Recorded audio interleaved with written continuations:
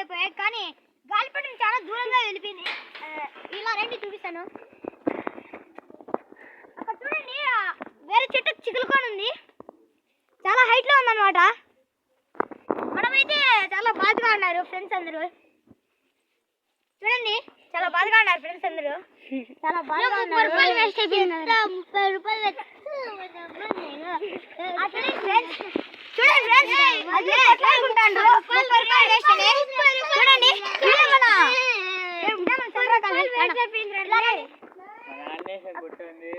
మన ఆంజనేయ స్వామి గుట్ట దగ్గర ఇలా వెళ్తే అక్కడ చాలా, ఇక్కడ వెళ్ళి అలా వెళ్ళి అక్కడ పోవాలా, గుడిని దర్శించుకోవాలా బాగా. ఆంజనేయ స్వామి ఉంటాడు.